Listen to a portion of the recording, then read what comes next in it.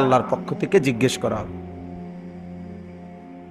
মনে করেন আমি 30 বছর আল্লাহর পথে মানুষকে ডাকলাম, ধরে নেন একজনও আল্লাহর পথে আসে নাই আমার কথায়, খালাস, কোনো অসুবিধা নেই, এতে কোনো অসুবিধা নেই, লজ্জারও কোনো বিষয় নাই, শরমেরও কোনো বিষয় নেই, এবং এতে ব্যর্থতারও কিছু নেই।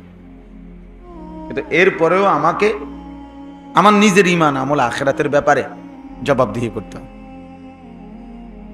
এটা নবীজিকে পর্যন্ত আল্লাহ বলছে, লা তুকাল্লাফু ইল্লা নাফসাকা, আপনি শুধু আপনার মুকাল্লাফ, আপনি নিজে শরীয়তের প্রত্যেকটা আমলের ব্যাপারে আপনি আদিষ্ট।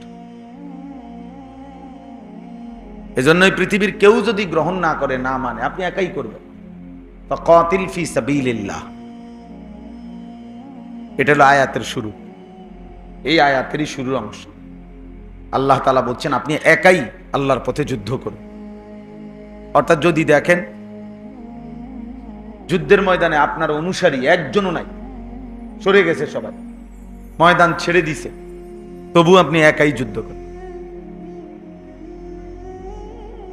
এবং এটা একটা প্রেক্ষাপটে নাজিল হয়েছে। নবীজি সাল্লাল্লাহু আলাইহি ওয়াসাল্লামের জীবনে একটা যুদ্ধ ছিল, হুনাইনের যুদ্ধ, মক্কা বিজয়ের পরে। ওই যুদ্ধে মুসলিম সৈন্য নবীজির সাথে সাহাবা ছিল 12,000, আর কাফের ছিল মাত্র 4,000। নবীজি সাল্লাল্লাহু আলাইহি সাল্লামের জীবনে একটাই যুদ্ধ, যে যুদ্ধে মুসলমান বেশি ছিল, কাফের কম ছিল, মানে নবীজির জীবনে। ওই যুদ্ধের নাম হলো হুনাইনের যুদ্ধ। হুনাইন একটা জায়গার নাম। তো মুসলমান হলো, সাহাবা হলো 12,000, কাফের হলো মাত্র 4,000। অথচ এর আগে পিছে সব যুদ্ধেই মুসলিম কম ছিল, কাফের বেশি। এই যুদ্ধে এই 12,000 সাহাবী যেহেতু বেশি, 3 জনে একজন, ওরা হলো মাত্র 4,000। তো কোন কোন সাহাবীর অন্তরে এই কথা মনে মনে আসছে আর কি, যে আজকে আর কি যুদ্ধ করবো, দাদা আটটা গেলে এসব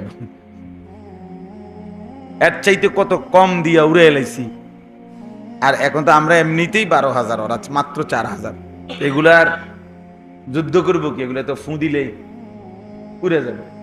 যেরকমই একটা ভাবনা আসছে আর কি মনে মনে। আল্লাহ তাআলা সেটা পছন্দ করেন না।